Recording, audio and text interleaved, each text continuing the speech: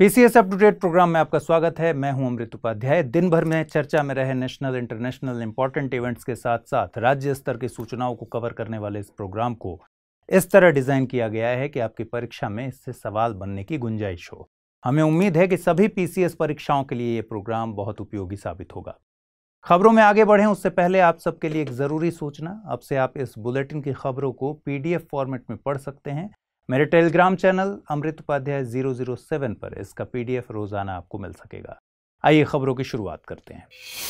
हाल ही में Indian forest officer Sushant Nanda ने एक वीडियो शेयर किया था। इसमें ओडिशा के भितरकनिका वेटलैंड में फिश पोन चैनल प्लांटेशन मेथड को इम्प्लीमेंट किया जा रहा था। ये तकनीक मैंग्रोव प्लांटेशन को प्रिजर्व करने का काम कर रही है। गौरतलब है कि बढ़ते औद्योगिकरण और जलवायु परिवर्तन के चलते मैंग्रोव फॉरेस्ट की इकोलॉजी को नुकसान पहुंच रहा है। ऐसे में यह तकनीक इनके संरक्षण में मददगार साबित होगी। इस तकनीक के जरिए भितरकनिका क्रीक से पानी फिश बोन शेप चैनल्स के जरिए मैंग्रोव वनों तक पहुंचाया जा रहा है। इस शेप के चलते पानी पूरे क्षेत्र के हर कोने तक पहुंच पा रहा है। आपको बता दें कि मैंग्रोव ऐसे पेड़ और झाड़ियां होते हैं जो समुद्री किनारों पर पाए जाते हैं। इनकी जड़ें पानी में रहती हैं। ये इनकी सॉल्ट वाटर टॉलरेंस कैपेसिटी है।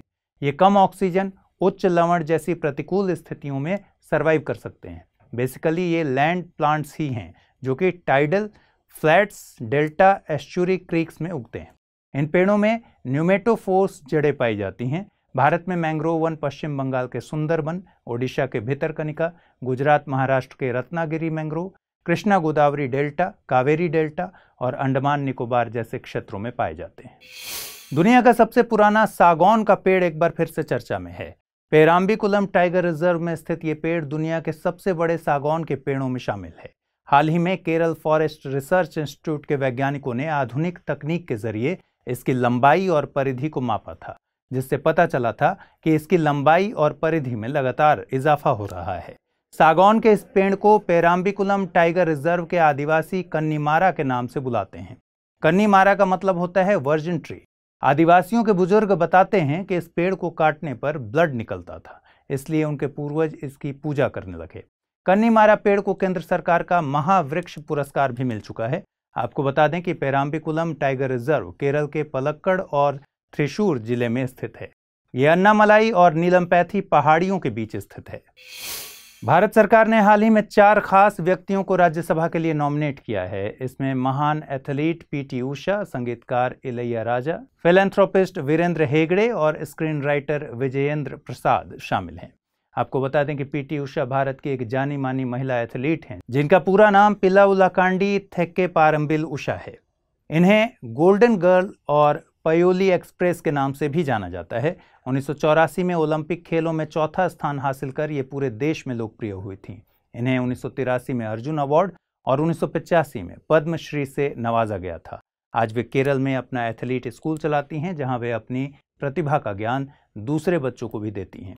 म्यूजिक माएस्ट्रो के नाम से लोकप्रिय इलैयाराजा तमिल फिल्मों के मशहूर संगीतकार व गीतकार हैं। वे पहले भारतीय संगीतकार हैं जिन्होंने 1986 में कंप्यूटर के माध्यम से गाना रिकॉर्ड किया।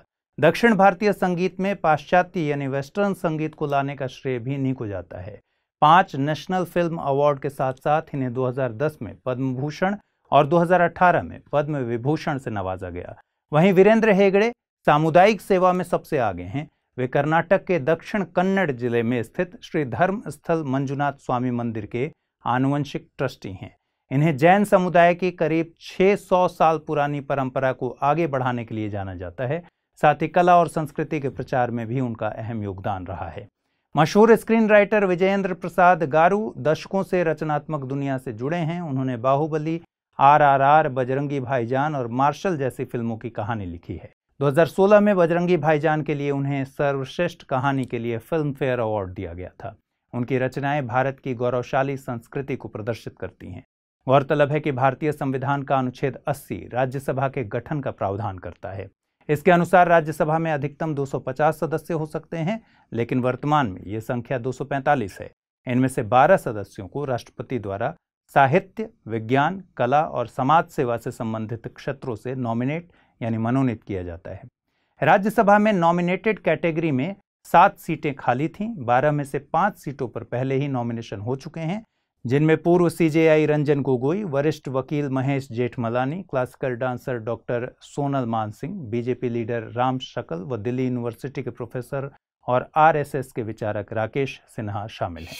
डेंगू और चिकनगुनिया जैसे वेक्टर जनित रोगों की रोकथाम के लिए ICMR vector control research centre ने विशेष मादा मच्छरों को विकसित किया है। पुदुचेरी स्थित आईसीएमआर वीसीआरसी ने एडीज एजिप्टी की 2 कॉलोनियां विकसित की हैं। इन्हें WMEL और WALBB वोल्बशिया स्ट्रेन से संक्रमित किया गया है। इन मच्छरों को एई एजिप्टी PUD नाम दिया गया है। कहा जा रहा है कि इन मच्छरों से डेंगू और चिकनगुनिया के वायरल संक्रमण को रोका जा सकेगा। VCRC इस शोध को पिछले 4 सालों से कर रहा है। ऑस्ट्रेलिया में इसी तरह का शोध पहले से चल रहा है। उसी रिसर्च को समझते हुए 2017 में भारत में ऑस्ट्रेलिया से ऐसे मच्छरों के 10,000 अंडे लाए गए जिनमें वोल्बाशिया बैक्टीरिया डाला गया था। इंस्टीट्यूट के निदेशक डॉक्टर अश्वनी कुमार ने बताया, इस बैक्टीरिया के मच्छरों में चले जाने के बाद उस मच्छर के काटने पर भी डेंगू होने का खतरा नहीं रहता। ये शोध अब अपने अंतिम चरण में है, जिसमें इन मच्छरों को किसी इलाके में छोड़कर इंसानों पर होने वाले असर को देखा जाएगा और डेंगू के मामलों में आने वाली कमी को भी दर्ज किया जाएगा। लेकिन इस चरण के लिए सरकार की मंजूरी की जरूरत होगी। गौरतलब है कि देश में वर्ष 2021 में डेंगू के 1,64,000 मामले रिपोर्ट किए गए थे। प्रधानमंत्री श्री नरेंद्र मोदी ने खर्ची पूजा के मौके पर लोगों को बधाई दी। त्रिपुरा में आज से खर्ची मेला और पूजा की शुरुआत हो रही है। मेले का आयोजन कोविड की वजह से पूरे 2 साल के बाद किया जा रहा है। ये पूरे हफ्ते चलने वाला एक सालाना त्योहार है। इसकी शुरुआत साल 1760 में त्रिपुरा के राजा द्वारा की गई थी।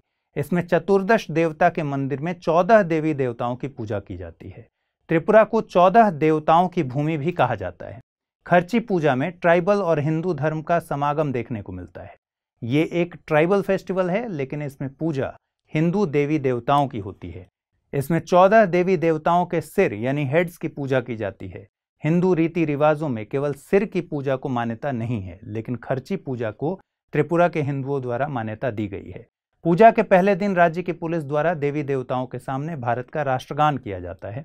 इसके बाद मुख्य पुजारी द्वारा जुलूस निकाला जाता है। मुख्य पुजारी को यहाँ राजचंताई कहा जाता है। एक खबर के मुताबिक अमिताभ कांत को G20 का नया शेरपा नियुक्त किया जाएगा। गौरतलब है कि अमिताभ कांत नीति आयोग के पूर्व CEO थे।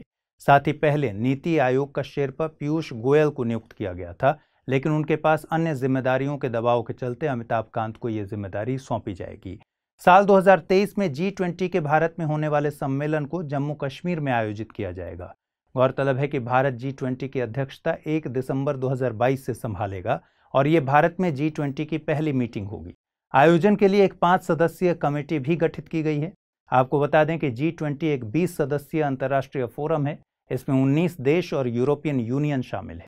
इसमें शामिल देश हैं Argentina, Australia, Brazil, Canada, China, Germany, France, India, Indonesia, Italy, Japan, Mexico, Russia, Saudi Arabia, South Africa, South Korea, Turkey, the United States और the United Kingdom. Bharat G20 के गठन के समय से ही इसका सदस्य है। G20 की प्रक्रिया 2 ट्रैक्स में बटी है, शेरपा ट्रैक और फाइनेंस ट्रैक। शेरपा ट्रैक में 100 के करीब ऑफिशियल मीटिंग आयोजित होंगी। इनमें रोजगार, महिला सशक्तिकरण, डिजिटल इकोनॉमी, स्वास्थ्य, व्यापार, निवेश और उद्योग जैसे मुद्दे शामिल होंगे।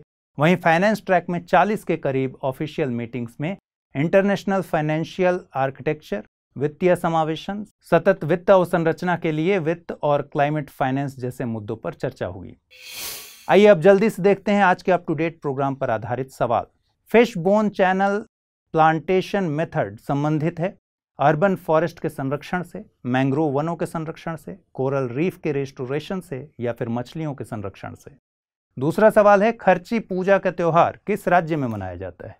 त्रिपुरा, आंध्र प्रदेश, तमिलनाडु या फिर तेलंगाना। तीसरा सवाल निम्न में से किसे पायोली एक्सप्रेस के नाम से जाना जाता है? हिमा दास, दुती चंद, PT उषा या फिर आरती साहा। और चौथा सवाल है साल 2023 में G20 का सम्मेलन भारत में कहां आयोजित होने वाला है? लद्दाख, जम्मू कश्मीर, हिमाचल प्रदेश या फिर उत्तराखंड। तो आज के इस बुलेटिन में फिलहाल इतना ही। कल रात फिर आपसे मुलाकात होगी इसी समय पर। अपना ख्याल रखिए। नमस्कार।